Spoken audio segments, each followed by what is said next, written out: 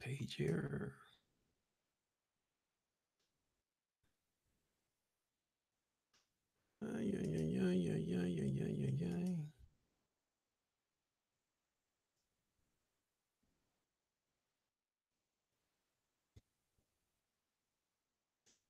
Okay. Yo. What is good, everybody? It is your boy Lincoln Clay coming at you with a live stream. It's been a few days since I hollered at y'all, but we'll get to that in a minute. But in the meantime, do me a favor, do yourself a favor as well. Make sure you hit the like button, help spread my content to a wider audience. Make sure you hit the bell icon so you can stay notified when I upload new content. And if you are a new subscriber to the channel, welcome to the channel. I hope you enjoy the content. And so today, the good thing is I changed internet providers. The bad news is that I ended up having to go back to Comcast, which is my number one hated company on the planet. And it made me absolutely sick to have to go back to them, but it is what it is. You know, I explained a few years ago how I was catching some crazy ass bills from Comcast, $400 monthly bills.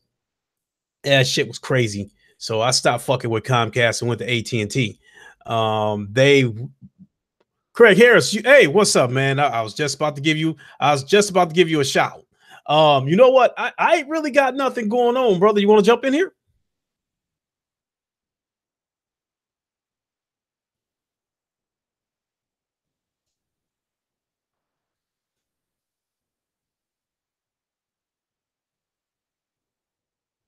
You know, if you want to, all right. Let me send you a link. Hold on.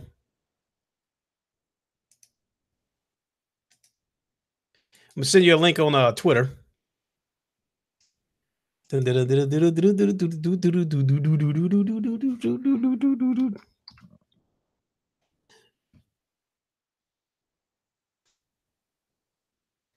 See here. There you are, the Messiah. Private message. Whoop. Paste. Send. There you go, brother.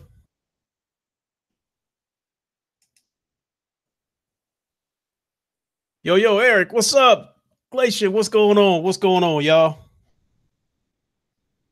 You know, Craig Harris is about to jump in here in a second. I sent him a link. But anyway, as I was saying, you know, I was with AT&T these past few years, and I had some connection issues that was just like terrible. You know, I was like, shit was always disconnecting.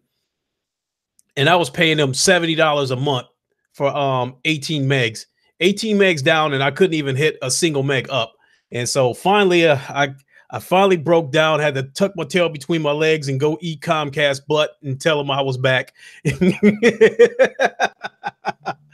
But they had the performance starter pack, which was $25 a month for 25 megs down and 3 megs up. So I finally broke down and switched over, and it's not, you know, so I'm getting double the speed for half the price. But more than anything, it's about having to maintain a constant connection, because even though I hate Comcast guts, they do have good service. I'll never take that away from them. So let me close that. Mr. Harris, how are you today? How you doing there, young man? I just got done beating God of War. I won't give nothing away. Ending had a twist, and I didn't see it coming. So, yeah, just relaxing now. Oh, that's what's up, man. I was gonna get to that today. You know, it's like today, man, oh man. As I was telling everybody before you came in here, first of all, I got out of work an hour late because I had to put in some OT. So I got home at about 3:30, no, about 4 o'clock. And so I stopped at Comcast or Xfinity or whatever you want to call them, and I picked up a modem because they were originally supposed to come and do an install on Thursday, which was going to cost me $60. And I just thought, that's crazy. You know, why should I pay them $60 for something I can do myself? And yeah. What's up, Mario? Yeah, I feel you with Comcast and AT&T. I don't hate AT&T, but I do hate Comcast. So going back to Comcast was like hooking up with that chick that y'all had a super ugly breakup and you'd rather see her dead, you know. But but anyway, so I go to Comcast, I pick up a modem. I bring it back, hook it up, try to go online to activate it, and I was having all kinds of problems. So now I'm on the phone with Comcast for about like 2.5 hours and shit before I finally got this thing solved. So it's done. You know, woo woo woo is finished. You know, I'm happy with the connection. So I guess, you know, I just wanted to jump on here real quick. Mr. Righteous Fish, what's going on, brother? I just want to, you know, kick it with everybody for a little bit. How long I stay on here depends on whether I go to the gym or not today. Today is normally my gym day. I have not been to the gym for 2 weeks. You know, YouTube is taking up a lot of my time. I've been working a lot, and then the past week I dealt with the passing of my grandmother, which the funeral was on Thursday. And I'd like to thank everybody for their kind words and their support. I really appreciate that.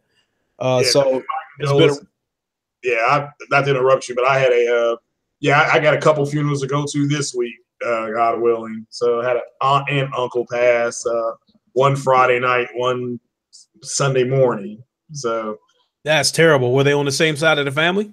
Nah, one's on mom's side, one's on my dad's side. So yeah, I'll be working tomorrow and Wednesday, and God willing, going up to out of town Thursday, and then jumping right back in the car on Saturday to go right back up to Cincinnati. So, no doubt. I'm sorry about your loss, brother. Yeah, I appreciate it. Thanks. You know, thanks, Mr. Righteous Fish. As far as going to the gym, I mean, if I don't go today, I'll go tomorrow. So it's, you know, and plus my gym is open 24 hours. Tuesday's normally a recovery day. And, you know, and I do this all the time, having to, you know, she is, you know, it's like I said, my grandmother lived a very good life. A very good life was provided for her. That's about all I can say without giving away anything. She lived a very good life. Whenever went on a lot of trips, met a lot of celebrities. When her health was declining in the last couple of years, whenever she did go to the hospital, I knew she was getting the best of care, you know, the best care money can pay for. And so she would have been 86 years old in June. So, you know, she lived a good life, you know. Once her health started declining, I knew it was coming. You know, if she would have been taken away from me suddenly, like in a car accident or something like that, I would have had a hard time dealing with it. But she lived her life out. She lived a good life. She was happy. You know, she touched so many lives. So, you know, so I'm celebrating her life. You know, the only hard part about my grandmother being gone is this summer. When I go to my mother's house, my grandmother won't be on that porch, and that's going to be the hard part about it, because she used to come by all the time. So, yeah, there's always the hardest thing is the first time of anything, when it's first something without them. I know when my dad passed, it's, you know, the first July 4th without him, the first this without him. So that's tough. But yeah, you're right. It's a celebration, and it is yeah. I mean, my condolences for your loss, but it's always that tough time, bro. Always that tough time. So, I really appreciate it. Let me go and copy and paste this link to this live stream on Twitter. I do not normally I don't mess around with Twitter. I mean, I just recently started a Twitter page about a month ago, and that was, you know, from the urging of King Thrash. Yeah. He said it would make it easier for him to you know, send everybody links and whatnot. See, I don't even know how to post a damn tweet, you know. Go to the YouTube screen, hit share. Here we go. It says what's happening. Here we go. Just paste that link. So normally I don't mess around with Twitter because of how I feel about Facebook. You know, with Facebook, is just so much drama going on there. You know, people got all this drama, put all their dirty laundry out in the street. You know, people using you know, Facebook as a dating site and a personal playground, you know, and you know, this person got, you know, 19,000 friends and stuff like that. I figure, why sign up for Twitter so I can come over there and see the same drama see the same drama from the same people. I didn't see any point in it. Yeah, I feel you. So, but now, through, King Thrash, he said to make it easier to send links to everybody, he wanted us all to get Twitter accounts. So that's exactly what I did, which I'm going to get to that in a second too. So he suggested that I should use Twitter as a tool to help my channel grow. Fact of the matter is, I'm sitting on 96 subscribers right now. And believe it or not, if I do not pick up one single subscriber, I'm fine, because what's going on right now is what I was aiming for in the first place. I have enough subscribers that there's a conversation going on in the chat section. I can read questions, I can read questions from the viewers. I can engage with them. And that's all I was asking for. Yeah, I feel you. Yeah. If it makes any difference, my goal was, I set a modest goal of 50 subs. It was 25 from the comic book realm, and maybe 25 from the 25 movie comic book fans, and then 25 from video gaming. Mm-hmm. And that was my goal. And so when I woke up one morning and checked and saw I had 75, I'm like, wow. So, no, honestly, and I can't say it enough. Shout out to you, shout out to Sick Humor, King Thrash, Vidiot, Titanfall Princess, the shouts go on and on. So many people helped me get to where I'm at right now. Through the Lincoln Show, coming on as guests, posting links to the show. And if it had not been for all of you, I'd probably still be sitting on about 30 subscribers, and it's like everybody who's come on the Lincoln Show, through the, after watching the Lincoln Show, I could pick up anywhere from 5 to 20 subscribers. I picked up 19 subscribers just off of the show with Titanfall Princess, and then, thank you so much, Titanfall Princess. While I'm speaking of that right now, I want to let everybody know that Titanfall Princess, I will be joining her podcast tomorrow. I believe it is called the Here We Go With the Shit Again podcast. Yeah. Which starts at 7 o'clock Eastern time. She's offered me a permanent spot on that podcast if I want it, and I'm interested in it, but I need to take a look at how I'm sitting right now, because I don't want to spread myself too thin to the point where I'm not eating and sleeping and stuff like that, because I got way too much stuff going on, because I'm still a gym rat, and I still have my commitment to the gym. And it takes a tremendous amount of discipline to stay in there like that. It's a good podcast. It's a little more, I'm on there. It's a little more loose than the other one that she does. Fun though. I won't get off tomorrow till 7:30. So I don't know if I'll be able to make it on there or not, but hold on, because Andrew Wilkins, we're going to get to this in a minute. Right here, it says highest engagement means console that uses EA Access and Game Pass the most. If I'm not mistaken, I think they're the only console that has EA Access and Game Pass. Yeah, I don't think the Switch has EA Access. So. No, and they don't have Game Pass either. What up, J-Dog? So that's, like, they keep creating rules for themselves. We're going, yo, Feta Mephisto, you want to jump in here, brother? How about I'll do this? I'll just go ahead and send you the link, and if you want to jump in, it's there. Yeah. Because, we're going to get to this highest engagement stuff in a minute. Because, they keep on creating these damn, these fake titles for themselves. They killing me with that. Before we get to that, I definitely want to send out a couple of shouts that I feel are really, really important. Let me see, where's Fatal Mephisto at? Looking at the list of people that I'm following. Fatal Mephisto, there you are. Message, paste, and send. There you go, brother. Feel free to jump in. Yo, Sick. Woo, what's going on? You're welcome to jump in here too if you want. What's good, Vidiot? Carlos Fernandez, I was going to get in touch with you today about doing the Lincoln Show. Are you free for Wednesday or Thursday?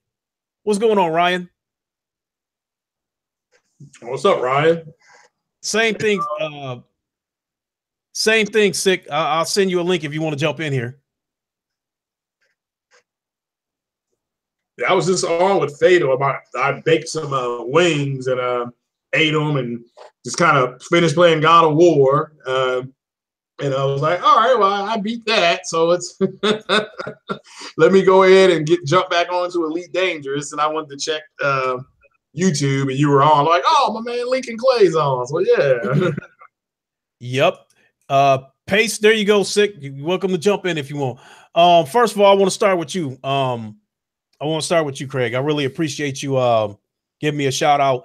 I was watching your earlier podcast when you said, sign up, check out Lincoln Clay. I really appreciate it. And I can't say enough. Ian Robinson, what's up? I can't thank you enough. It's Sick. Now let me get to these shouts. For obvious reasons. All right, Wednesday at 8 p.m. Eastern, Carlos Fernandez. How does that sound? Wednesday at 8 p.m. Eastern. I followed you on Twitter, so make sure you follow me back. So when we get ready to do this, I can send you the link at Twitter. Okay, so I want to get to these shouts real quick. I want to give a shout out to, and this is for obvious reasons. I want to give a shout out to King Thrash, Ryan the Professional, Draco Rex, and Carlos Fernandez. It's what transpired over the last day or so is beautiful. I'm really glad, and I got to give a special shout out to the moderator of all this, is Sick Humor. Whoa, for what? What the hell did I do now? You brought harmony. Oh, yeah. No, definitely. But that's not me. That's just grown men talking, bro. Mm-hmm. I don't take no credit for that. It's because neither one of them had to stay, so y'all got to realize that too. They decided to stay because they wanted to air out their grievances. Mm-hmm. And I stayed as far away from that as I could. But at the end of the day, I'm glad it's resolved because those are some of my favorite YouTubers. I'm not gonna take that call. I'll call him back. And don't nobody laugh at my don't laugh at my Penny's fire in the sky. Yeah, don't laugh at my twinkle booty ass ringer. Now what the hell was I? Oh, about this highest engagement stuff. Now, has anybody ever heard of the boxer Butterbean? Yeah. Okay, so he made a name for himself in a tough man contest, winning all these tough man contests, and all they are is glorified bar fights. You fighting in a ring with boxing gloves on, but it's 3 rounds and they just slugging it out. No boxing, no boxing skills whatsoever. They just going at it like drunk dudes. So when he decided to turn pro for boxing, he would never fight more than 4 rounds. So a boxing commission or somebody created a championship belt just for him, which was, so he was like, I guess, like the heavyweight champion of the Intercontinental 4-round fights, some shit like that. And they was how the hell do you create a belt for somebody? And it's almost like that's what Microsoft is doing with these damn, with these damn definitions they coming up with. We're the champion of the 4 councils. We're the champions of the 4-minute councils with no exclusives, with a ton of features. They keep on making up title after title after title, and it's crazy. What do y'all think about that? I think you know what you bought when you got it. Yeah.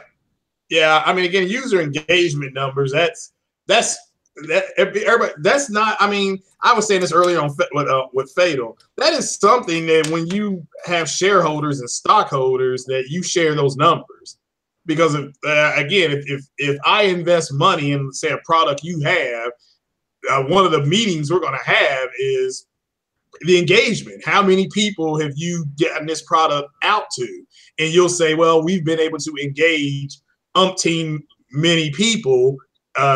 So don't pull your support, because we got this many people out there we're talking to, and we're working on our sales. So that's kind of like, you don't want to, if you invest, you don't want to pull back when the potential of umpteen million customers is out there. So Microsoft is telling their investors, hey, look, you guys that are invested money back in Xbox and stuff like that, here's the engagement numbers, here's our projection, here's where we are. Keep your money with us, please, please, please. That's pretty much all it is. I'm looking to buy artificial intelligence stock, and my stock guy, he was basically like, look, you can look at the user engagements for this company and that company. And, user engagements meaning how many people are inquiring about what they're doing, who's got the most patents, so forth and so on, what the patents could possibly do now versus 5 to 7 years from now. That's what they mean. Mm-hmm. But it's like people have said, it's all just a bunch of simple tricks and nonsense in my Han Solo voice, Yep. Well, I mean, if Han Solo was black. Other than Game Pass and EA Access, whatever their definition of engagement is, I would be led to believe that the PlayStation has a higher engagement just for the simple fact that they outnumber them 2-1 in terms of consoles out in the wild. To me, engagement could be something as simple as turning the damn console on. If that's the case, then the PlayStation has a higher, engagement. Well, that's exactly what it is. As soon as I turn my Xbox on, because I have Game Pass, because I have an active Game Pass account, and I have an active Xbox Gold account. Shout out to you, Sick Humor. I am now engaged. It doesn't matter if I go on there to check messages, I'm engaged. Okay, so that's what they're looking at. It doesn't matter if I hit a button to play whatever on a Gold or whatever on Game Pass. I'm engaged. I'm online. I'm an active account. So I'm somebody who is, i.e., I'm in the Xbox ecosystem. So, and therefore they can see me as somebody who has bought the system, and not only that, but it has other services within the ecosystem. So, I'm engaging them right now if I turn my Xbox on at all. So and anybody, that's anybody who does it. Every time I hear that term engagement, it automatically makes me feel like I'm on like some starship getting ready for warp drive. But I mean, like when I hear engagement and they say it's the highest engagement, in the market, I mean, to me, what is your definition of engagement? I mean, you take away EA Access and Game Pass, again, whatever that definition of engagement is, the PlayStation doubles that just for the simple fact that there's double the consoles in the wild. Now, if they are referring to EA Access and Game Pass, they are creating a championship, a WWE championship belt for themselves because they are the only ones that have EA Access and Game Pass on a console. So if I go off, and I don't know, if I go off and I create a sport, a pinch and a hard-boiled egg between my ass crack, I can declare myself the champion of that sport if I'm the only one that does it. Yeah, that would definitely not be a success for me. Well, I mean, again, what the hell is this? I mean, they keep moving the goalposts with this shit. Well, no, it's a way for them to go back to their investors and say, look how many people are engaged in the ecosystem. That's it. It's because when they released their number, God of War had been splashed all over the place. They were being suffocated out. You had the God of War stuff going. You had the movie Infinity War. All that was sucking up all the entertainment media. Okay, no matter where you turn, you saw something like that. So here comes Xbox with their numbers, and again, Forbes reported their numbers. CNBC reported those engagement numbers. Those are business sites. WallStreetJournal.com, I think, reported the number when Microsoft put it out. So again, they're pretty much just trying to say to their investors, let me make this clear, they're investors. They're just pretty much trying to say, you invested, like if I go to all three of you gentlemen and say, I got this product, I want you all to get behind it, and then I have this marketing plan. And again, then we sit down 6 weeks later. The first thing, you and Sick and Fatal will probably ask me is, okay, how many people have you engaged? with this. Okay, with this plan, because we've given you this money to get this product out. That's all they're trying to say, Lincoln, is that to their investors. I mean, it would be the same if you do a stock trade, and hit that button. You can get research on the stocks. Oh, here's your engagement. Here's what it was last week. Here's what it was 3 weeks ago. Here's the projection 2 to 3 weeks from now. That's pretty much what they're saying to their people. Is it a bunch of horse hockey? Yeah. If you want, in other words, it's horse hockey. It's right. Just, but they throwing it out there as if the Xbox fans should be proud of something. I mean, if I'm holding a cheeseburger in my right hand, but I'm licking the fingers on my left hand, then I'd engaged in something. That left hand is pretty tasty, even though the cheeseburgers in my right hand. I mean, they really kill me with that. And then let's talk about this $2 billion that they said they made, even though they have no games. They cannot, give us sales numbers on Xbox One sales. They can't give us those numbers. Let me see. They beat around the bush with Sea of Thieves and gave us end user numbers instead of actual sales.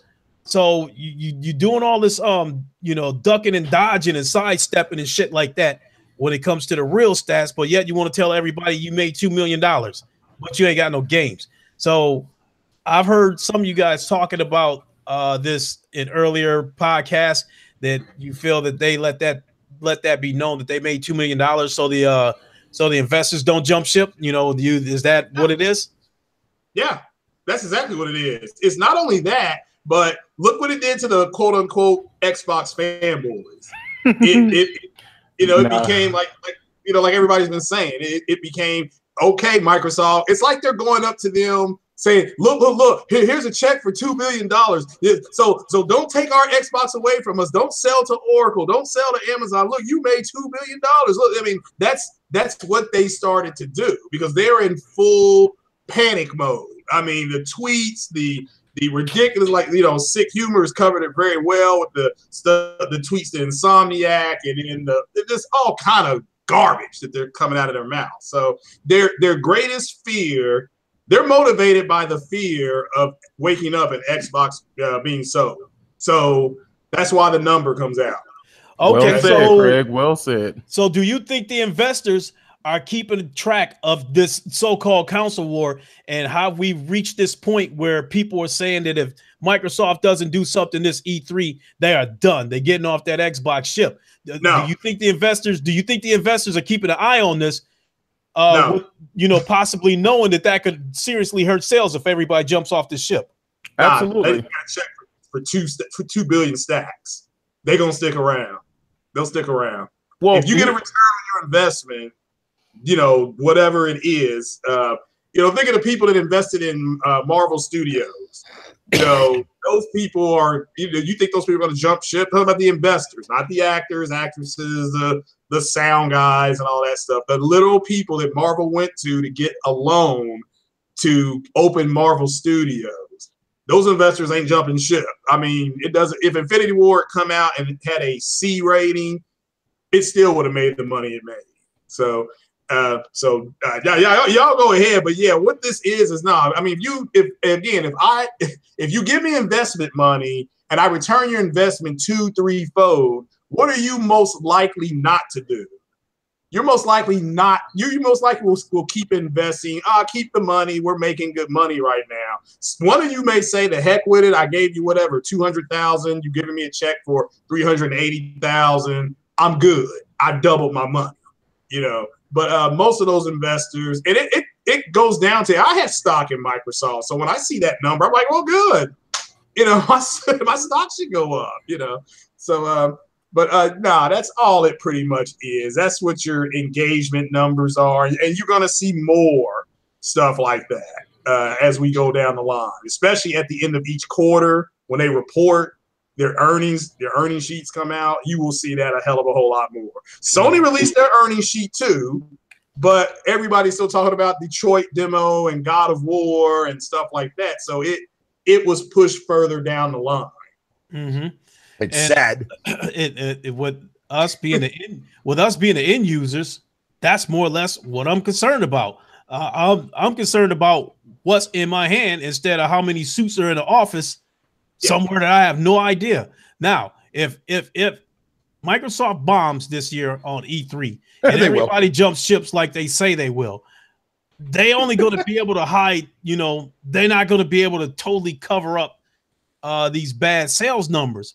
So, I mean, are they going to be able to like move some stuff around within the division as far as fudging numbers and stuff like that to try to still appease to these investors?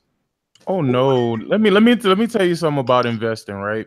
And I know this way too well because I have stock in a lot of companies. Not shit dealing with video games though. I deal in reality, not this bullshit. But no. But either way, listen. When you're watching these numbers and you see these numbers fluctuating and they go down. Investors do not have loyalty. If you think they do, something is fucking wrong with you. You're crazy. As soon as things are not right, they are hauling ass. And if you make them lose too much money, guess what they're gonna do? They're gonna sue the shit out of you. But it gotta be a trip. But let me ask you all this: what is a bomb for Microsoft? Not a good bomb, not like the bomb like Chris Cross put out years ago. What's a bomb? I mean, because to me, growing up, bomb meant good. I don't know what kids say. Now I know Lincoln, you probably heard the same thing. Oh man, that's just a bomb right there. What is a bad conference versus a really good conference for Microsoft? Like, what can they do for everybody to say they had a real good conference? What do you think they need to do versus this coming out and be straight garbage and trash? All they have to do is put out two good new IPs, Craig. That's it. That's all the fans are asking for is new games. I don't know anybody who's asking for anything for too much. The only thing people want is new software from them that don't look like something that came fresh out the fucking Steam dumpster, fam. That's it. I want a sequel to Scream Ride. Straight out the Steam dumpster.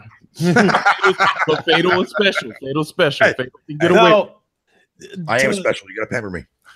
Okay, so to talk about something else, it's happening once in a while, but it is slowly happening. YouTubers are talking about taking road trips with the Xbox One X, and the box didn't come back with them. Why wouldn't they? But why wouldn't they? Why wouldn't they? Think about this, right? And I thought about this long and hard, right? If the box isn't doing for you what you believe it should, why not go ahead and get rid of it? Get rid of it while it still holds some value. Don't wait until the value is gone. Yeah, because people are getting thick. If you heard, people are like getting undercut. Like people, if you sell it, you're going to sell at a loss right now. Oh yeah, absolutely. I mean, Craig, didn't you have didn't you open up your podcast this week by today by talking about how somebody you knew sold their Xbox One X? Yeah, another YouTuber. You got Sick, who sold his first Xbox One X, and he wants to dump the second one, and he only hung on to it this long because his wife bought it for him. You had Hard 8 who dumped his a while ago. So I'm beginning to wonder, is this going to continue to pick up speed if we see a shitty ass E3? Well, let me say this. Let me say this real fast. Go ahead, Sid. Go ahead. No. You good. Go ahead. Okay, I'll just say this real fast. I think two things have happened. One, I think there's a whisper campaign. When people say is Xbox, this E3 is the most important, that's just something people are saying because of built up angst.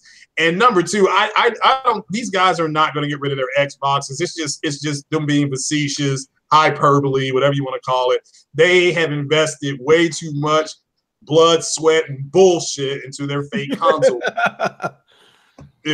So they will say whatever they need to say. They'll say, I'm disappointed, I'm angry, but I gotta call in the B2 and I gotta shoot the Arbiter. That's what they're gonna.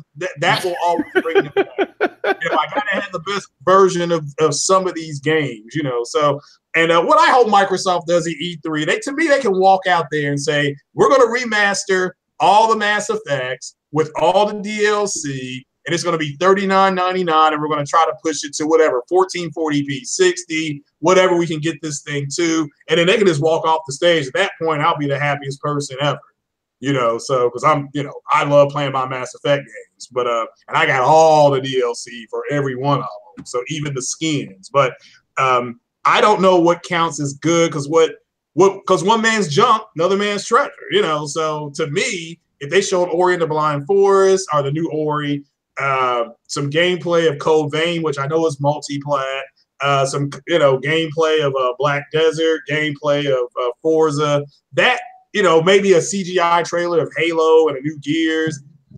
That's enough for me. Okay, that's a good E3 for Microsoft. But but I can understand other people are like, man, we need brand new IP, blah blah blah. But everybody knows they may get. I think they're going to announce 3 new games. Sid. That's just what I've been told today. About 2 hours ago, I was told that. I highly doubt that. And if it is, it's shit that we already knew about, like a new Forza. That Fable game, and something like that. Here's the thing, though: the bar is so low with Microsoft that anything that they do would be better than what they did previously. So it's going to be considered a good E3 just by default. That's what's going to happen.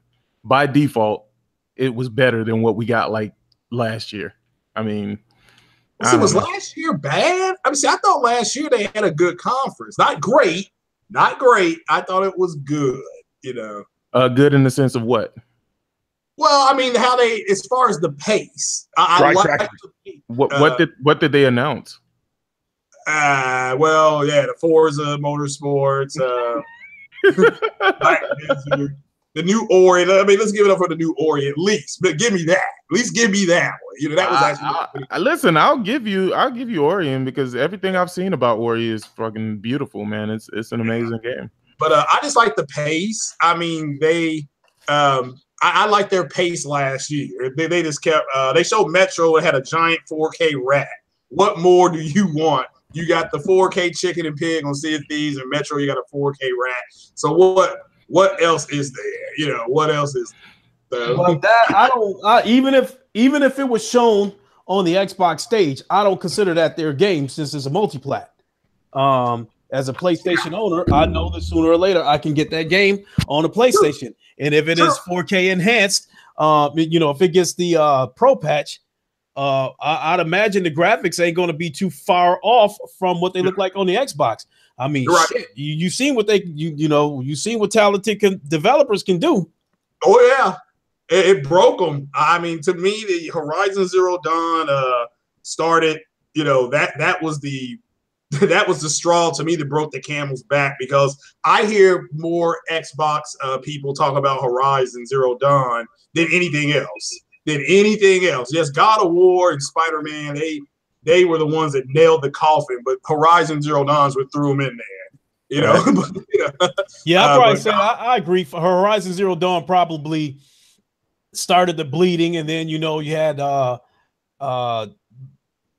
Lost Legacy, Uncharted, that sliced him on the arm a little bit, had him leaking blood a little bit, and then they took another slice on the arm from Shadow of the Colossus, and and then you had Yakuza 6, that right there, they kind of took some bamboo and stuck it under their fingernails, for more torture, and now we got God of War, and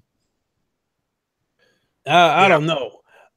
What was I going to say? How do you think people will react if they were to announce at E3 that they resumed development on Scalebound? That would be the surprise of the century right there. I would then be excited for Xbox again. I would really be excited for them.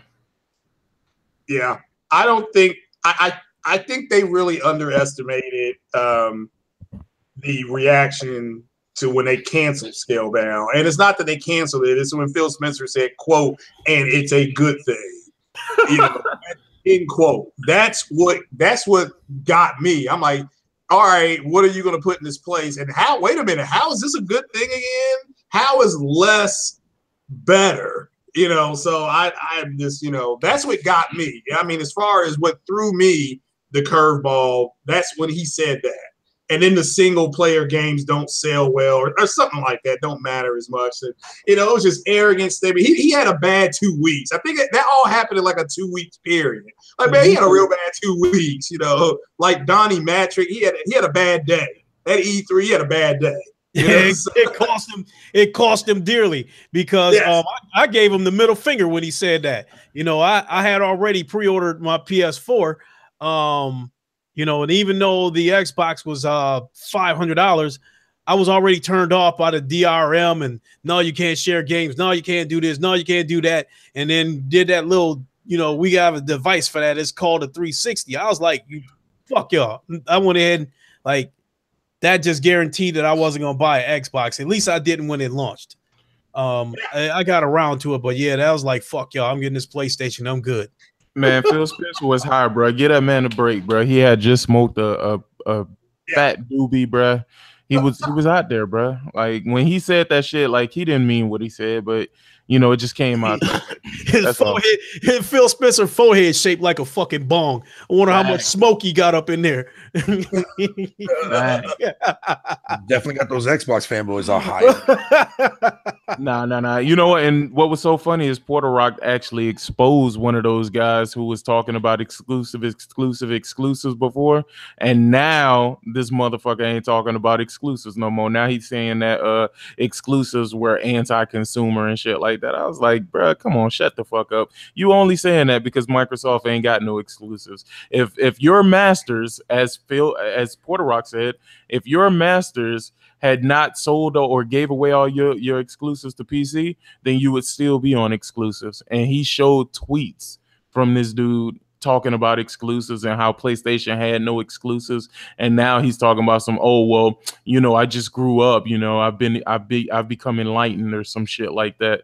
Yeah, you've been enlightened to the fact that don't expect exclusives on the freaking Xbox. That's what you've been enlightened to. Mm-hmm. Yeah, and I tweeted out today to somebody that you can change. I mean, you get new information in, you're going to change your mind, things like that. I get all that. Trust me, I do. But you're not going to be able to walk around and pretend like you didn't say this stuff. So that's all people are saying. Hey, look, cool. You realize now Xbox or whatever is not giving you what you want, or, it wasn't what you thought it was going to be, what you put out there. Fine. But we're not going to let you off the hook with this other bullshit that you said 2-3 years ago. So, and don't think, you can be, and I'll tell everybody, you can be intellectually dishonest on your own podcast. You can be intellectually dishonest to your sub because they're choosing to listen to you. But if you come on my podcast, I will bust your head with your bullshit. So just don't come on to my podcast. You want to come on and say, hey, look, I thought Xbox was going to do A, B, and C. I was wrong. It's cool. The sun will still rise and the flowers will still be there, whatever you want to put it, but don't sit up there and pretend like you just didn't say this stuff, because it's all. People will go back and find out. There was a brutal Black Bond exposed somebody about a year ago and used his own words from other podcasts in the exposure video. And it was the most brutalest thing. I'm like, man, somebody's got a lot of time on their hands. And yeah, you can't say shit online now without somebody going back. What do they call finding the receipt and doing stuff?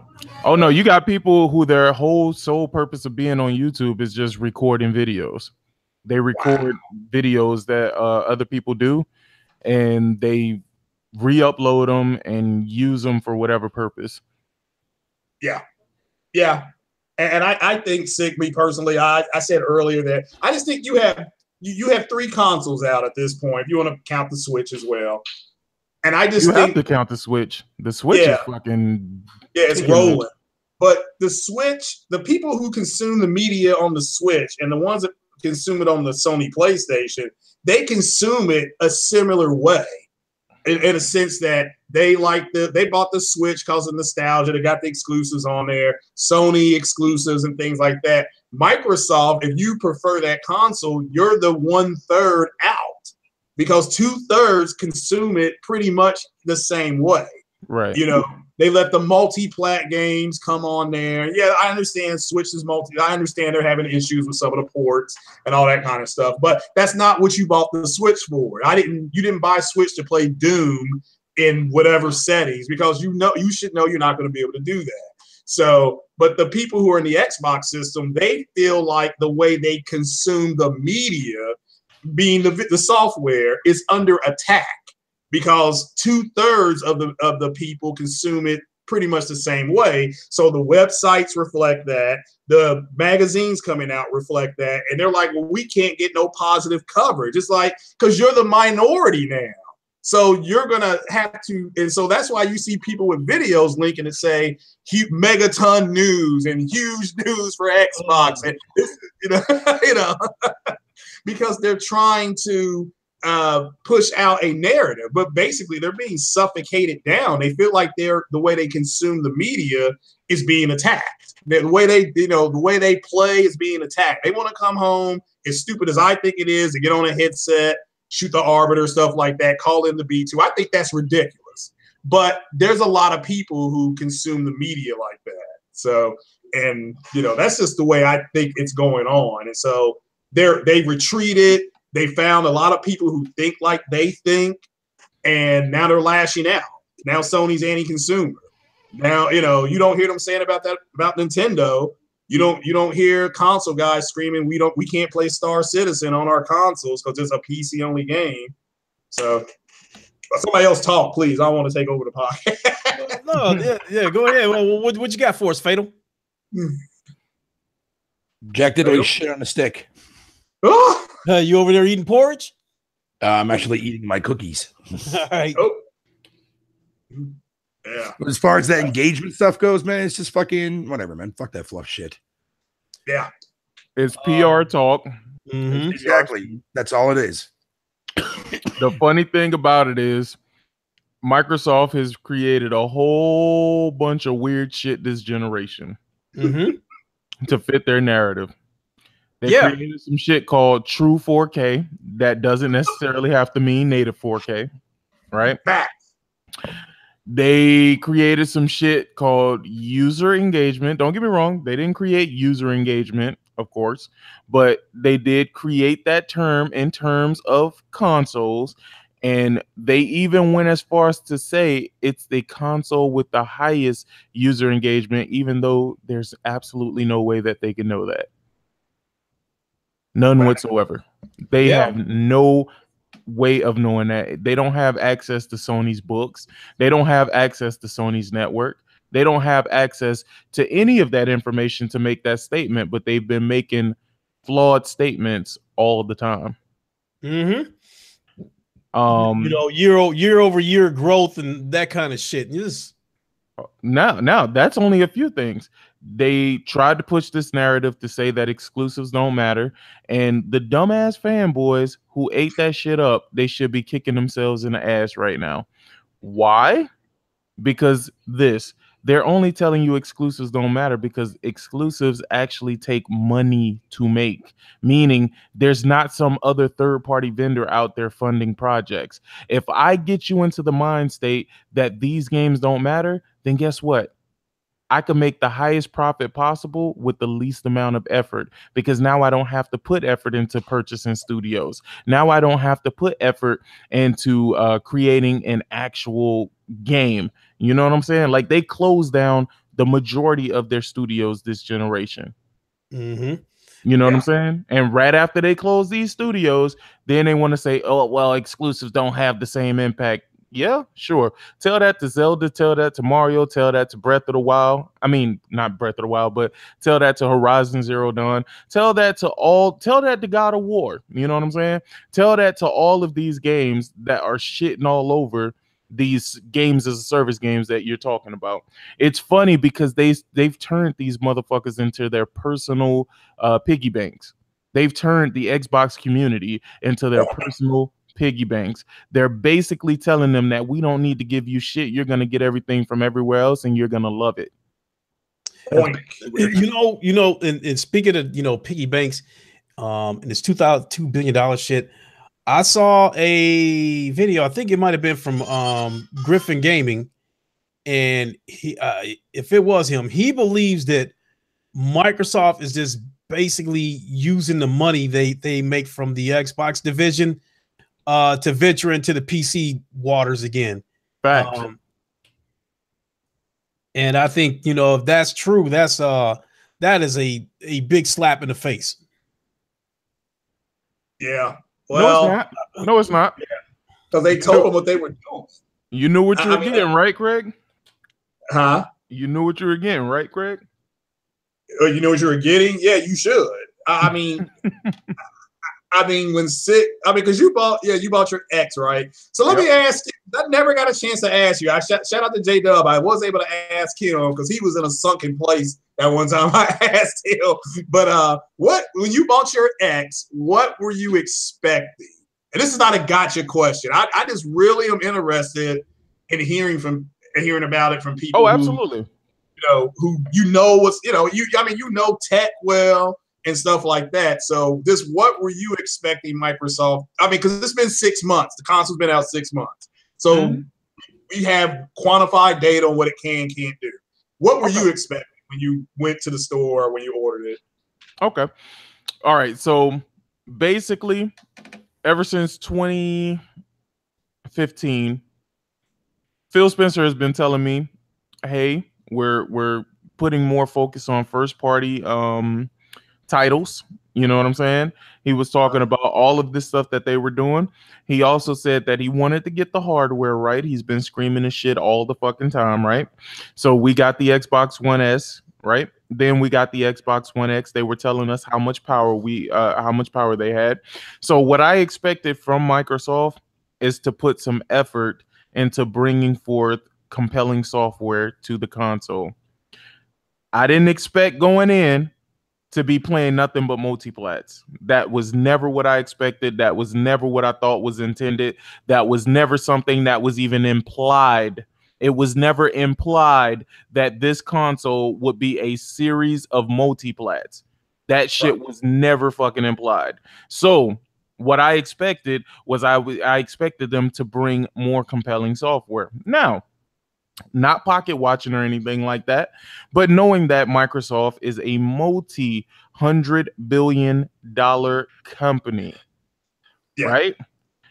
Yes. I would expect them to be doing a lot more than what Sony is doing. Why? Because Sony has billions. Yes. Sony is a multi-billion dollar corporation. Yes. But who do you think would be making more? The company worth $800 billion or a company worth $500 to $600 billion? You would expect that $500 to $600 billion company to be producing more compelling software. And honestly, that's just not what's happening right now. That's not what's ever happened. You know what? I should have looked at the past because the past always repeats itself, right? We can all agree to that. The past repeats itself. So you know what? Maybe I shouldn't have expected much based on the history of Xbox. But I decided to give them another chance. I said, hey, you know what? Phil Spencer is just taking over the reins. Phil Spencer is talking all this good ass shit. Phil Spencer is talking about bringing a lot of stuff. But then I started looking at Phil Spencer with the side eye. Why? Because Phil Spencer started doing a whole bunch of shit that leaned towards PC. Then if I would have watched closely, which I didn't, if I would have watched closely at the other executives, these executives like Mikey Ibarra, he is a world-class PC gamer. Yeah. This motherfucker don't even play games on the Xbox. So that should have been a vital sign right then and there. I should have known better right then and there, but I didn't.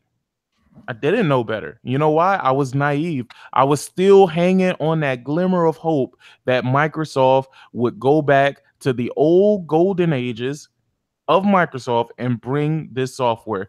But what really turned me around, right? What really put me in a mind frame that, you know what, there is nothing more that I can expect from them is when good old Phil Spencer, good old Phil McCracken, you know what I'm saying? When he started talking all of this shit about we need to unify and cross-play and everybody should be able to play everything. As soon as he started talking that talk, I was like, you know what? They've officially given the fuck up. They've officially given up. I've never seen a competitor say, I've never seen Lexus say, you know what? Everybody should be able to sell Lexuses. So let me go ahead and give Honda my Lexuses. You know what I'm saying? You never seen that shit happen. You never seen BMW say, you know what? Everybody should be able to sell Volkswagens. Let me go and ship some Volkswagens out to BMW. You never seen that shit. But with this gaming stuff, everybody wants to be friends. Everybody wants to hold hands. Well, not everybody. Everybody at Microsoft wants to do this. Microsoft does not want to do anything where they have to put in any amount of effort. Game Pass is not an effort. If you think Game Pass is an effort, if you think Game Pass is customer, what they call that shit, customer friendly and shit, consumer friendly and all of that, no, it's not. It's business friendly. You're paying them money for something you will never own. That's not consumer friendly. Not at all. And they thought Sony was anti-consumer when Sony said, nah, we ain't trying to bring EA access to the platform. That's not being anti-consumer. That's saying that we want our consumers to own what they have. We're not trying to sell you no crazy shit like that. Then you have PS Now, right? Where PS Now is an option for you to go back and play old ass games if you want to by streaming them. You're not forced to do it. Nobody's telling you that this is the better way to go. It's an option that's there. Game Pass, yes, you can go out and buy your games, but what seems more enticing? Paying $60 or paying $10 to try it and keep moving? Yeah. What's more enticing? Does that make it more consumer friendly though, is the question, Craig. Does that make Game Pass consumer friendly? Because when you look at the fact that you never own anything, how is that consumer friendly? Do you think Sony's anti-consumer by keeping their titles off of? I mean, because God of War, as far as I know, was never on the Xbox. Not when I had a 360. I could never put God of War on my Xbox. So nope, you never could. You could play Dante's Inferno, but even then, Sony is not anti-consumer for that, because can you go to McDonald's and get a fucking Whopper? Well, no. I tried. Is it problematic that you can't go to McDonald's and get a Whopper? No, you just go to the place that sells the Whoppers. If you want God of War, go to the place that sells God of War. If you have something against the company, then shut the fuck up and just don't play the game. Agreed. Not only that, I mean, in my opinion, even if they, this anti-consumer shit, I wish they would really get out of here with that. If Sony were to allow games like God of War and Spider-Man be on the Xbox platform, to me, that's basically giving your opponent the knife and sticking out your neck. Because a game like God of War, if it were to be available on the Xbox 8, it probably would not sell on the PlayStation, because the thought, at least for those who own Xbox One X's, the thought would be to play it on the most powerful console, because that's the kind of stuff they was hoping to see in the first place. Yeah, well, I think when you just said the most powerful console, I think there's your lock and key, because they actually thought that because the console was more powerful, that developers are going to be falling over themselves to develop games for them. No matter if they were first party studios of other people or not. I mean, I literally had to tell somebody the other day that, because this guy commented that Sony did not own Spider-Man, that Marvel did. And I said, no, Marvel owns the animation. Marvel owns the comic books, so they can do what they want with the comic books, but Sony owns the physical IP. Sony can't tell Marvel what to do with Spider-Man in comic books at all. But they do control his other licenses. So, and he didn't believe it. I sent him the article that was it's like 12 years old from Variety that says, here, they bought Spider-Man for $8 million from Marvel when they were coming out of bankruptcy. And he still was like, well, it's still anti-consumer. I shouldn't have to buy a PlayStation to play Spider-Man. And I said, well, I shouldn't have to go. I said I shouldn't have to go watch the Avengers. Why can't they put the Avengers in Justice League? That's anti-consumerism too, isn't it? So yeah. But I think they believe that because they had the most powerful console, that things would just capitulate to their favor. And 6 months later, and we got 4K chickens and pigs, and that's 4K native, I believe. I think Sea of Thieves I thought was 4K native, and you know, we got checkerboard or fake 4K with God of War, and you know, please don't ask me which one looks better because I'll tell you which one. But you know, with these developers in the Xbox One X, before the console launched, and you know, developers had, you know, the I guess the development kits in their hands, or whatever the case may be, I was seeing mixed reports coming from these developers. One developer would say that the Xbox One X is a beast, and then another developer would say that the processor was going to be the bottleneck of the console, and then a day or two later would end up having to take what he said back, because I'm guessing Microsoft leaned on him to retract what he said. You know. Yeah, I never understood why they would say one thing on Monday and something different on Thursday. As far as the dev kits, yeah, the GPU is a beast. And the fact that they got what it can do in such a small box, and it's quiet, that is an amazing feat of engineering. So, but overall, yeah, it's okay. You know, it's not a bad console. They just don't have a whole lot to play on it. So, and that's the complaint you're seeing now, Lincoln, is that that people want a console, a game that's exclusive to that console. Now, I do agree that even if there's a 3-month moratorium, that Microsoft, when they release games, they're going to release games on PC, but maybe put it on your console for 90 days. You know, let them at least have it for 90 days, then put it on PC. You know, because PC gonna get it cheaper anyway. You know, so and those guys will wait. What I've learned about the PC gamers, that they are incredibly patient. You know, they're like that monster that bites you. I forgot the name of that serpent thing that bites its prey, and then the prey will run 10 miles away from it, and it'll still fine. You know, it takes them like 8 hours to die, and that's the way PC gamers are. They'll wait for a sale, whether it be Steam or whatever.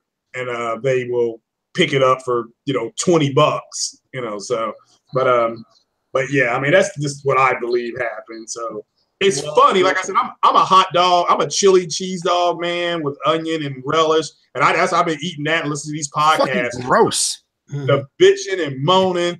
You drink powdered milk. What are you talking about? I drink liquid milk. You pig fucking rapist bitch. Fuck you. The bags milk guy. The bags guy. This PC thing, I kind of don't understand that. If I owned an Xbox One X, or not an Xbox One X, just any Xbox, I don't understand. Like, take this Halo thing, for instance. I kind of don't get why the Xbox community is upset that Halo is also going to be on the PC. I mean, it's going to be on the Xbox as well. So I don't get what they're upset about. Because they care about exclusives, and now they know that's not going to be exclusive. There you go. Where the fuck were these same people that didn't say a fucking word back when Halo 1 and 2 was on PC? No, I mean, my thinking is that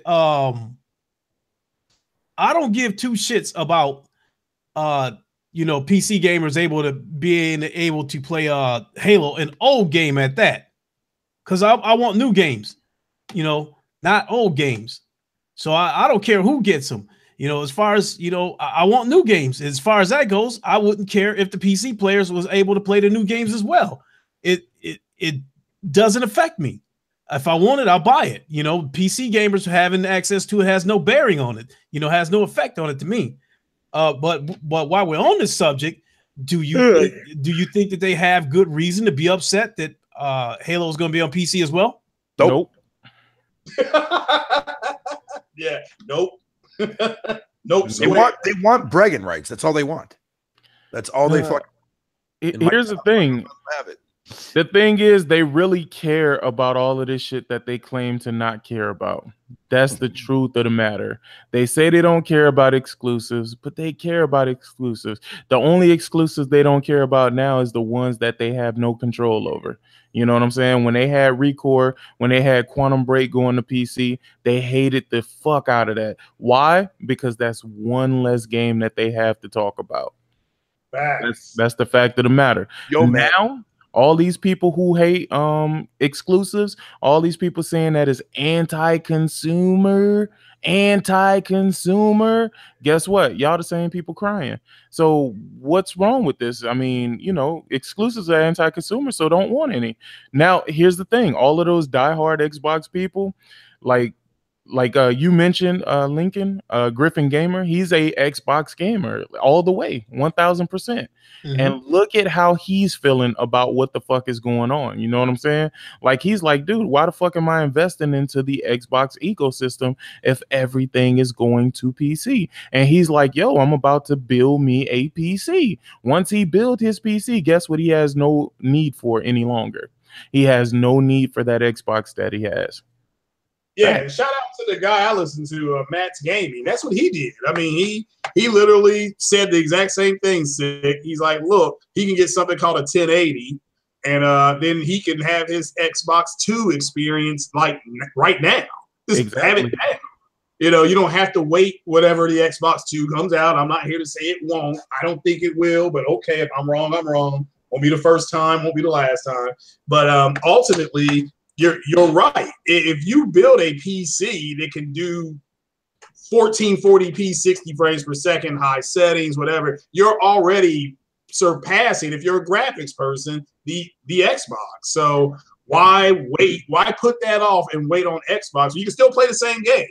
That's the thing. You still have access to the same games. Maybe one or two, maybe not. But overall, you get access to, what would you say, Sick, about at least 90% of their library. So, yep. You know what, Craig? I've been fighting that battle for the longest, man. I've been telling people this for the longest.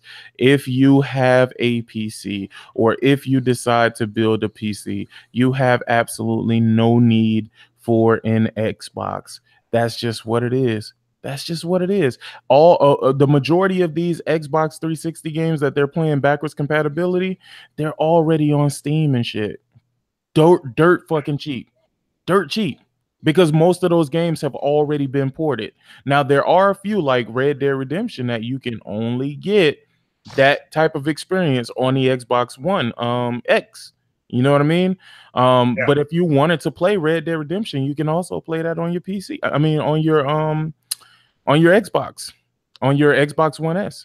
But if you want that 4K experience with Red Dead Redemption, you would need a X. You can technically play Red Dead Redemption on your PC now through PS Now. Well, yeah, you can, but come on, who the fuck? Hey, I'm just throwing it out there. Yeah, I mean, but let's be honest, ain't nobody going to play that shit. Most people will never touch that idea for PS Now, especially on the PC side of the world. Yeah, no fucking way. But just saying. Yeah. And the thing is, the service ain't that bad. No, it's not. It's not. So many people hate on that service, dude, man. It's like, yo, have you ever tried it? Yeah, I tried it like when it first came out. I'm like, that's the reason why you hate it. What's that supposed to mean? But them same people will tell you to wait. But those same people will tell you to wait for PUBG to be fixed. Just wait, it's in game preview. Fuck that goddamn dude. Hey, you know, the Crackdown 3. Oh God. I've said this on more than one occasion. He said, "Oh God." Yeah, because he probably knows where this is going. Yep. If Microsoft had as many exclusives as Sony had coming out, I think Crackdown would have been canceled, and they wouldn't have said anything about it. I think they would have just just opened the back door and shoved it out the back door, and that would have been it, and wouldn't have said anything about it. But because they don't have anything else except for Sea of Thieves and State of Decay 2, if they were to cancel Crackdown, I think there would be a huge uproar. So I think because of their lack of exclusives that they have, they're going to go ahead and follow through and release Crackdown 3, but I think it's going to be a broken game because here it is. We're almost in the middle of a spring and we still don't have, you know, a date yet.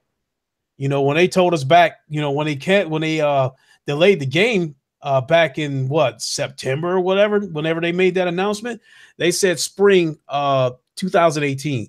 We're almost in the middle of spring already. And we haven't gotten a date yet. You think we would have heard something? Games. There's no lack of games. There's plenty of multiplats on the Xbox. Yeah, there's plenty of multiplats on the PlayStation as well. Facts, but no, but don't you know the PlayStation game is fucking irrelevant? Oh, shit. That's the funny part about it. That's the argument they're trying to make, is that multiplats. I guess they still don't get the fact that when we say the Xbox has no games, we're not literally saying they have 0 games for you to play. No, we're saying there's no games that I cannot get anywhere else. That's what we're saying. Mm-hmm. Sony, what are you doing? Really? No, Microsoft, what are you not doing? No. Sorry. Fucking, I was looking at like the newest editions they added to PS Now just for curiosity's sakes. Mm-hmm. How the fuck? Why is fucking? I don't understand that. This makes no sense to me at all. Period. Why is APB Reloaded on fucking PS Now? What the fuck is that? What's that? That new that free to play fucking GTA wannabe clone pile of shit. It's an MMO.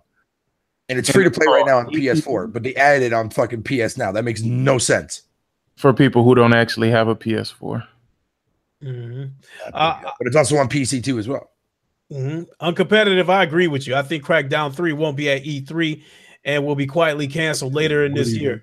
I think it won't. I agree with you that it won't be at E3, but I think that because they only, by the time E3 hits, they won't have any exclusives left for 2018 to show us because they would have already, fired all their bullets.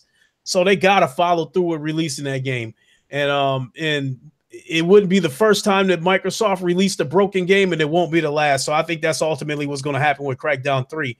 I think we're going to get a broken game whenever it gets released. It's just a matter of when. Wait, so you mean Crackdown will be showing off at E3?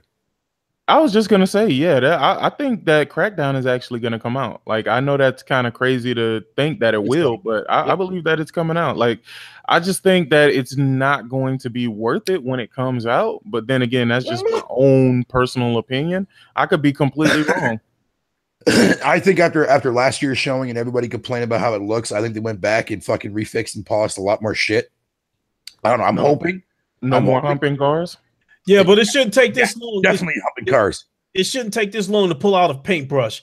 It was something way more wrong with that shit. Well, that's the thing, though. If they honestly went back to the drawing board because they didn't they heard the feedback that everybody was saying, whatever the case, which is why we haven't seen anything of it ever since, and why it's very questionable as the reasons why people are saying it leading to the cancellation aspect of it. I firmly believe that they went back and they took what people were saying about the game and how it looks and the way it plays and humping cars and dry humping bitches. I think they went back and they wanted to not overhaul the game, but make it look better. You know what I mean? And make it like not look so bland and I don't know. Maybe I'm just talking up my ass, but it just makes sense as the reasons why they've been quiet about it, why they haven't shown shit yet. Mm-hmm. Maybe fucking Microsoft was like, yo, have you seen all the negativity that you guys are receiving towards this, man? What the fuck you guys doing? We're delaying this shit for another fucking year. Go and fucking fix this crap. It's not ready yet. Now, with Crackdown 3, there was never any footage shown of the multiplayer. Am I right? Yeah, they did. A little bit. Demo. Yeah, destruction demo and a little bit from the trailer, but not in the full scale of gameplay per se. Okay. Fuck you laughing at? You put a lot of emphasis on that per se. Hey, I'm just saying. Well, I mean, that's pretty much the general belief that the biggest problem has been the multiplayer. And to me, I just don't think they can get this shit to work right. And so I think that's where the game is going to be broken as far as multiplayer goes. Maybe they're adding co-op. Get ready to see some damn glitches where legs are sticking out of the side of buildings and shit like that. And oh God! But it's gonna be 4K, guys. It's gonna be 4K. Man, what the fuck? Nobody don't give a fuck about Crackdown in 4K. Come on now, bro. Let's be real. That was like Sea of Thieves in 4K. I'm like, why did you even? No, that's go like the Disney extra effort. Fucking 4K. Yeah, why would you even go to extra effort for that nonsense? Look, if I want to see Bella's cleavage that close up, then maybe. But no, there is no reason to fucking. Nobody wants to see Captain Hook's fucking hook. Fuck out of here. Now look, the general belief is that, at least with me, that this year at E3, that whatever Microsoft shows is probably going to be for some stuff that's going to be 2-3 years down the line.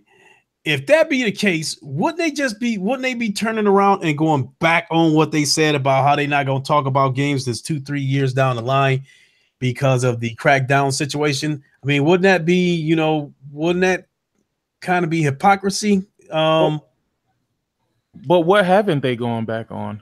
They've gone back on literally everything. Mm-hmm. See, but I think when they said that we ain't gonna talk about games anymore, that's 2-3 years out, blah blah blah. I think first of all they were embarrassed about the Crackdown thing, and I also think that it was a subliminal shot at Sony, because that was what the Xbox was saying back then, is that Sony's always showing games that's 2-3 years out. So now you fast forward to where we at right now, and God of War is out. And now, these Xbox are saying we want to know what's going on 2-3 years from now, when they was criticizing Sony for that stuff. So talking about technically they have been though, because wasn't fucking Crackdown announced like fucking 2014? I was just thinking about that same. So that game's been in development for fucking 3.5, almost 4 fucking years. So they have been waiting for that so-called greatness. But we all know Crackdown 3 is not greatness. Same thing would have been with Scalebound. Same exact thing.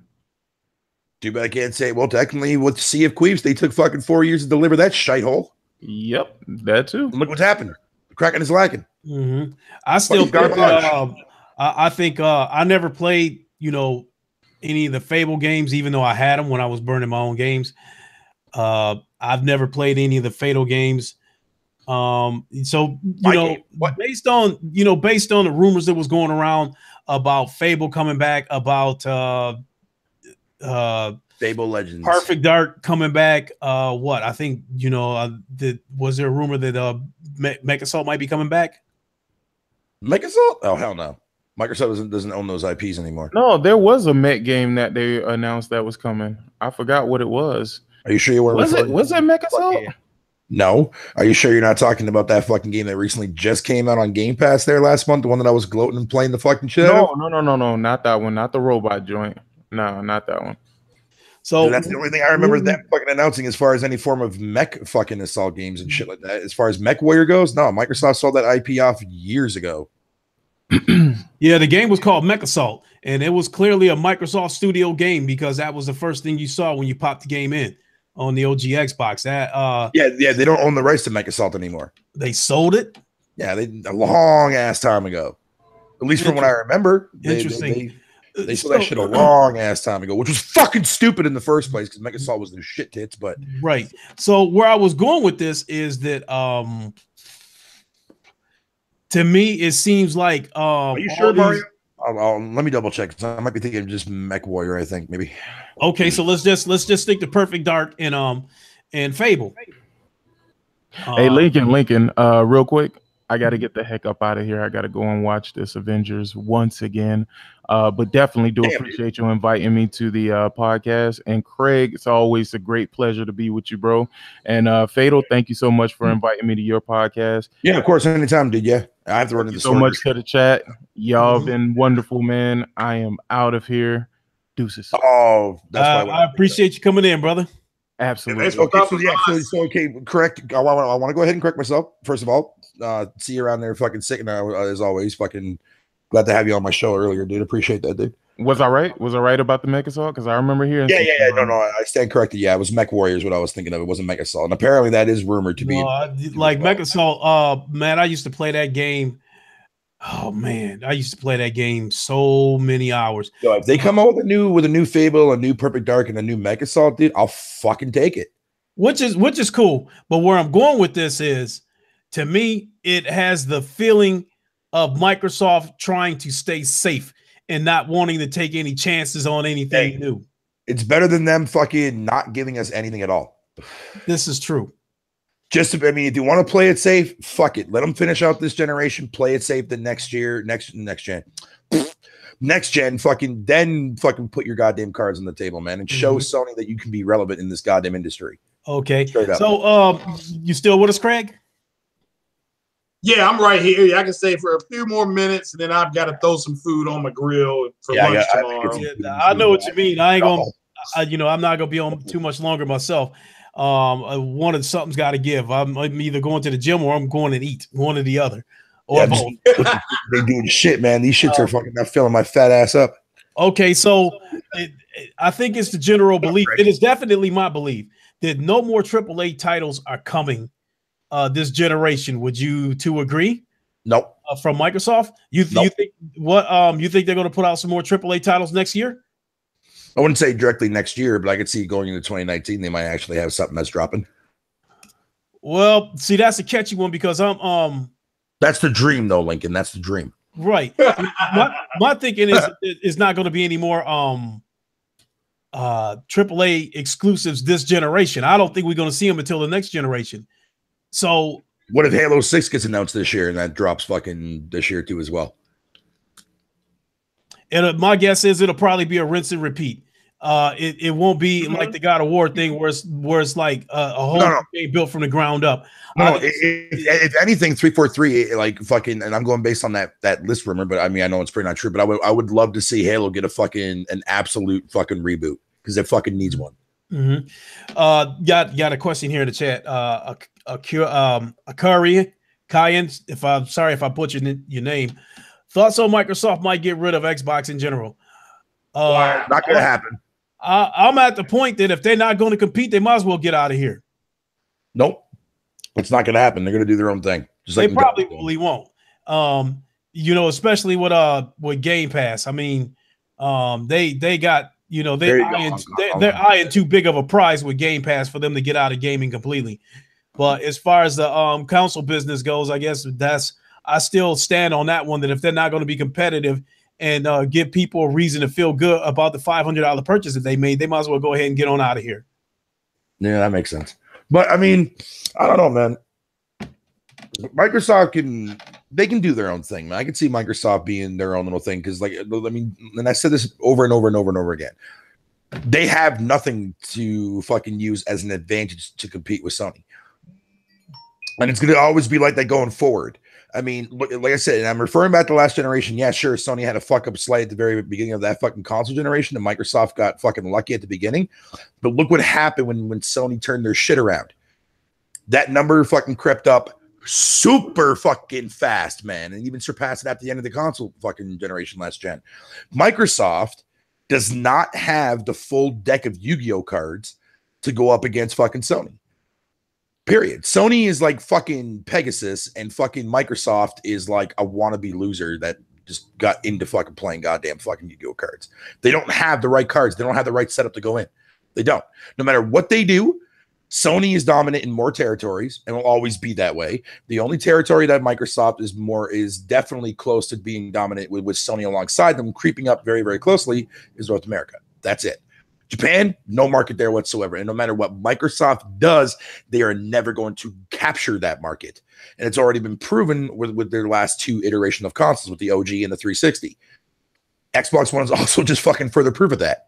So without having that actual fucking region there, plus the other parts of the world too as well, that are mainly in Sony's favor, Nintendo and Sony are the ones that people should be looking at for true competitive natures. Microsoft is just going to be there to fucking be there, and for the fanboys to fucking love/hate on everything else because they got nothing else better to fucking do at the end of the day. That's it. That's all it's there for. Yeah, I don't disagree. I don't think it's going to go anywhere, but they've got enough to just stand on their own 2 feet. What's happened is that Fatal's right. You have a group of fanboys who think that they should go tit for tat, and Fatal's right again. They do not have the apparatus in place to do that. So they're building their own apparatus to do things their own way.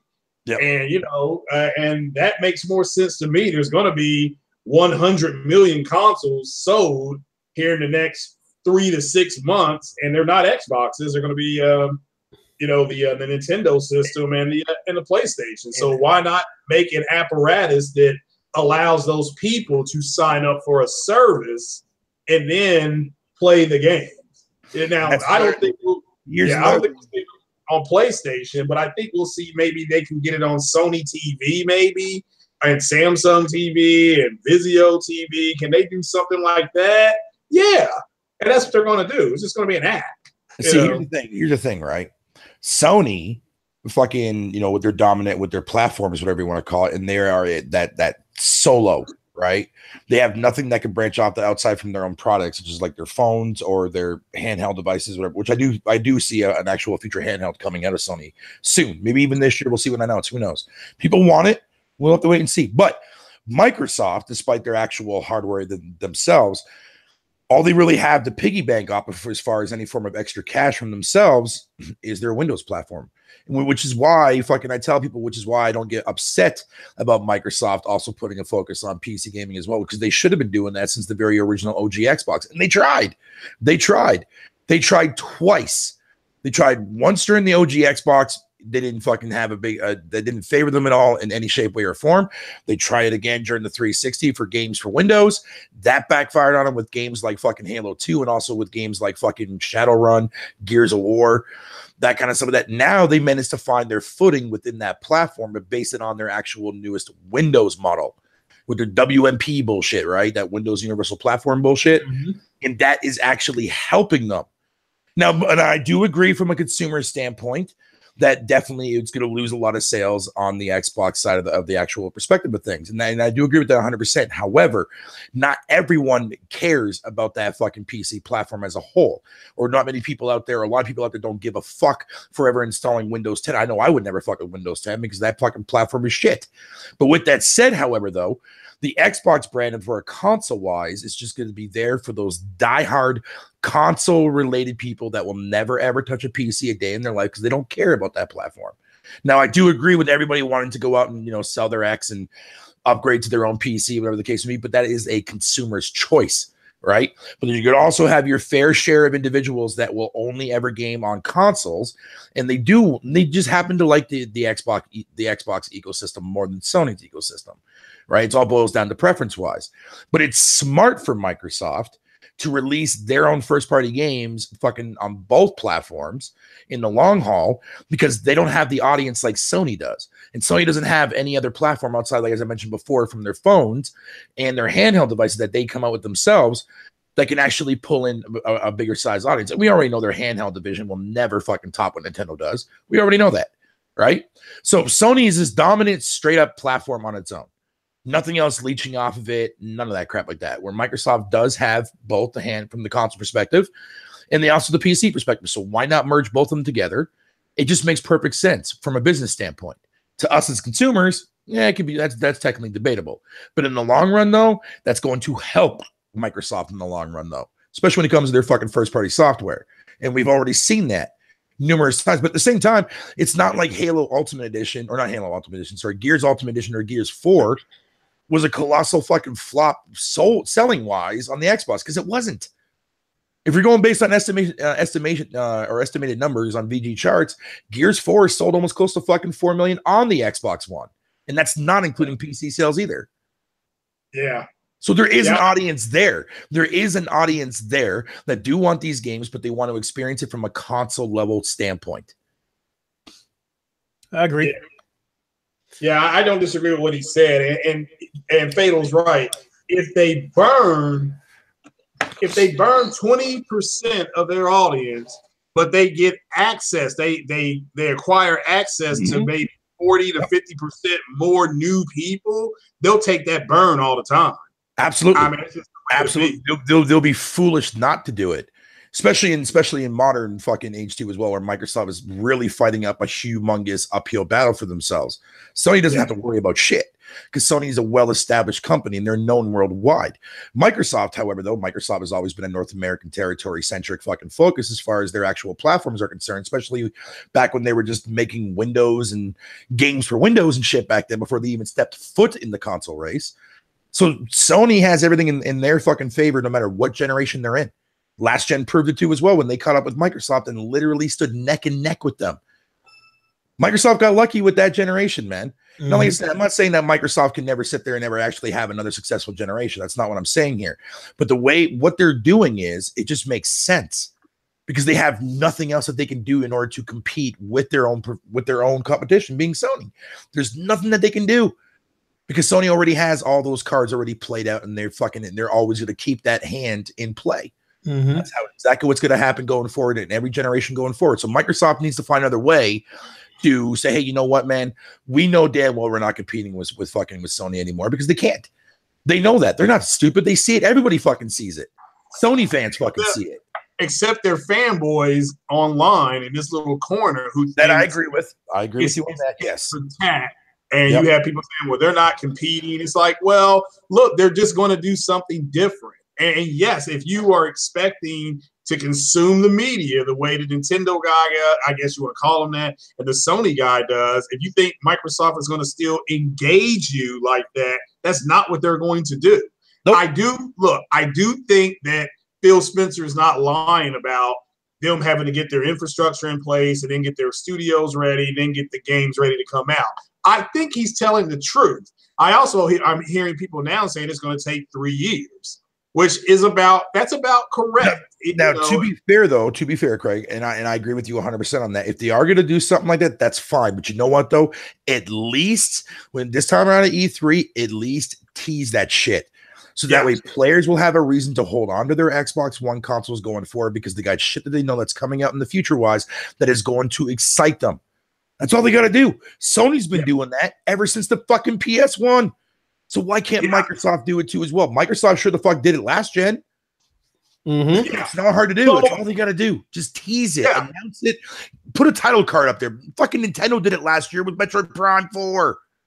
Yeah, 20 things. So whatever their plan is moving forward is going to take about 3 years to materialize. 2 to 3 years tops. Yes. Okay, so now we're probably looking at about a 6-year wait. Because 2-3 years have already gone by, so now now they got to wait another 2 or 3 years. So we're looking at about a 6-year wait. What about when did Gears 4 come out? Was that 15? 2016, December 2016. Okay, 16. So they could, in theory, have a Gears tease ready at E3 for Gears 5, and then put it out in early 19.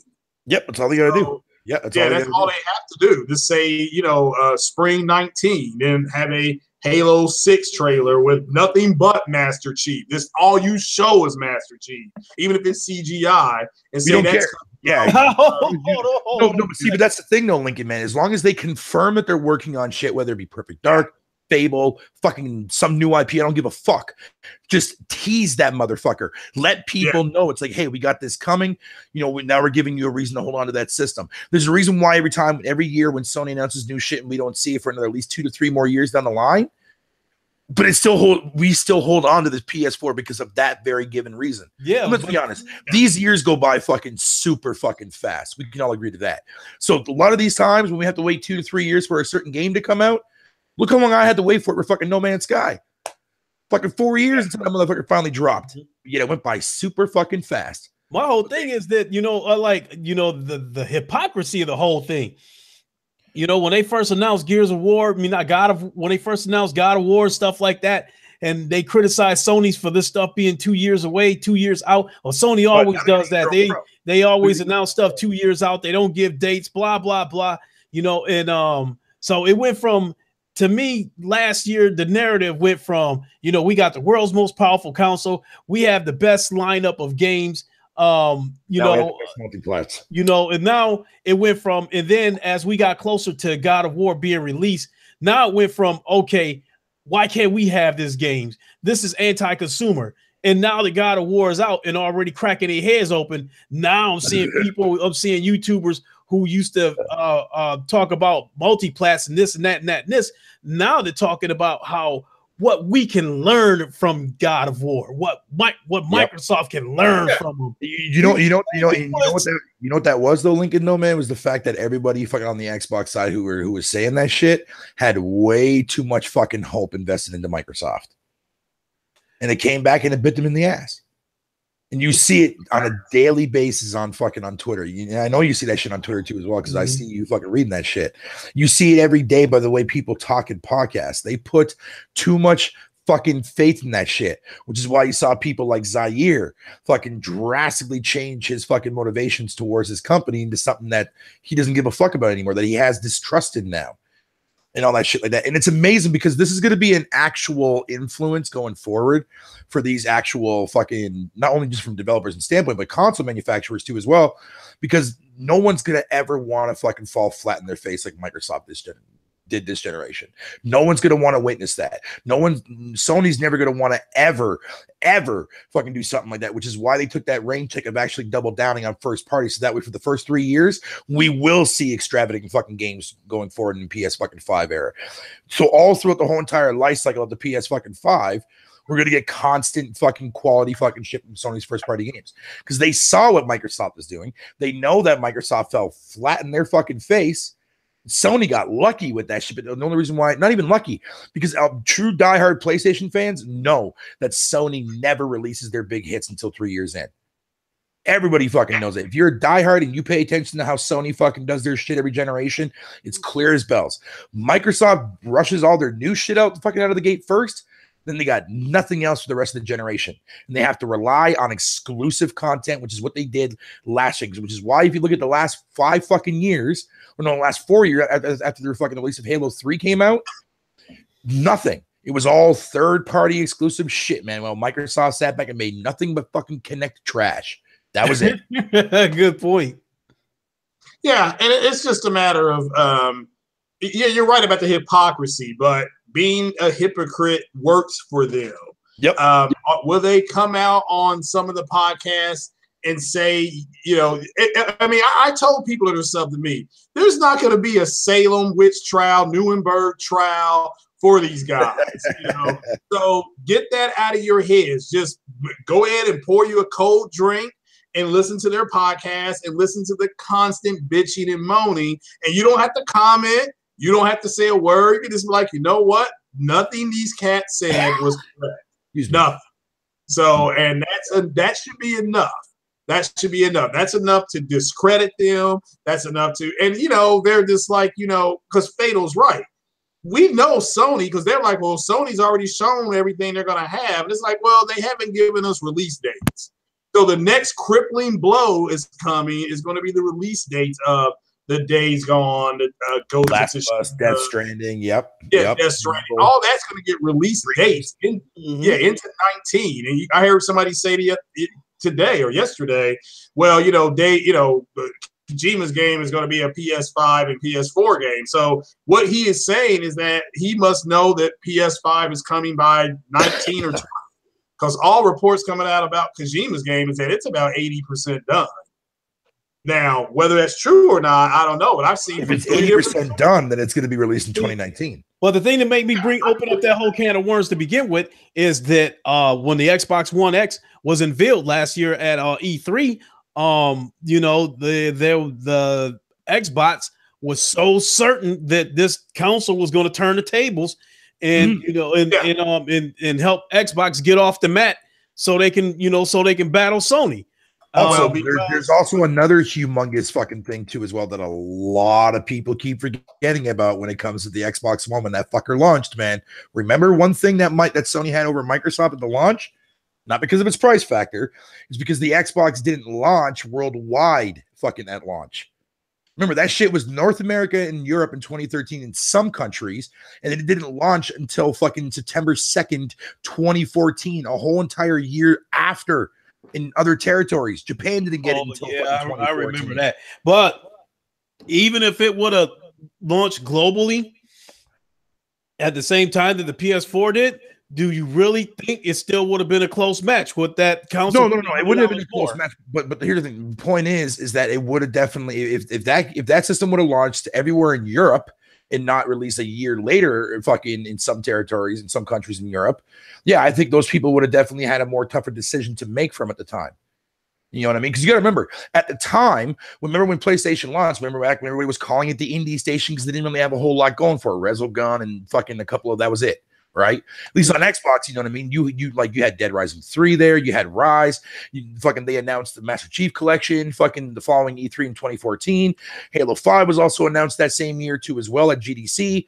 List goes on. So it would have gave more incentive if those people in Europe and those countries would have got the system day and date, fucking the same day as it would got released in normal other territories in 2013, I think those numbers would have been slightly a little bit more higher in Europe, man. That's just my opinion. That's just my opinion. But it doesn't matter if they would have sold it a year or two later, but whatever. But yeah, I have to get ready to go myself because I'm starving, dude. I gotta bounce. I just threw some food on my grill. So Lincoln, man, thanks for having me, man. Okay, well, let's go ahead. Let's go ahead and close the shop right now, man. Let me get a couple of things out. I just want to tell everybody because I'm going to get ready to take off myself. Thanks for watching. I appreciate everybody commenting. Thanks for the likes. Make sure you catch me tomorrow on Titanfall's Princess podcast. I think it's called Here We Go with the Shit Again podcast at 7 o'clock. I'll be there. 7 o'clock Eastern. Then I believe right after that, I'm going to be jumping over to the Roundtable podcast. So catch me over there as well. I want to thank Fatal for coming through and thank Craig Harris for coming through. So if you guys want to, get some intros out, let it rip. All right, man. Fatal Mephisto here. Thanks for having me on your show. I know I came in late. My bad. I was doing my fucking podcast, which ran for almost 5 hours. God fucking hell. But thanks for having me on your show, Lincoln, man. As always, I'm always more than happy to be on your show. So thanks for having me. I appreciate it, man. Peace out, guys. It's always appreciated. Craig? Yeah, Lincoln, thanks for having me. Fatal, always a pleasure. Likewise, sir. Like I said, man, Fatal's one of the reasons I'm on YouTube, him in One Stop. So, but yeah, thanks for having me. You make me blush, sir. You make me blush. It's the truth. I don't mind complimenting a good guy. Come on, thank you. I appreciate that, man. Seriously, real talk, man. Yeah, real talk. And everybody sub to this man, sub to Fatal, and check out his Sea of Thieves when they do that update.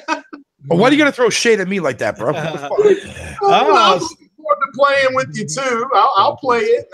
I had fun shooting that cannon. So of course I'm gonna test out that fucking content, man, because I want to let people know if it's worth it or not. Oh yeah. Speaking of which, a couple of more things. Since we got the confirmation, the Lincoln Show on Wednesday, 8 o'clock Eastern. The guest will be Carlos Fernandez. So I'll be in touch with him to dot the I's and cross the T's. It's going to be another great show. Make sure you don't miss it.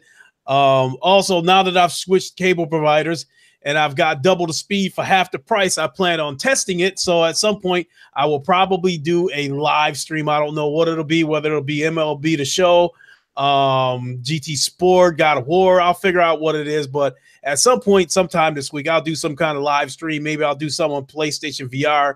What have you, but I'll definitely do something. But thanks for checking us out. So we're gonna get ready to get on out of here. I appreciate it, everybody checking us out. And don't forget to catch us tomorrow, with Titanfall Princess, and then jump straight over there to the Roundtable podcast. And I will see everybody later. Thanks for checking us out. And we are out. Peace.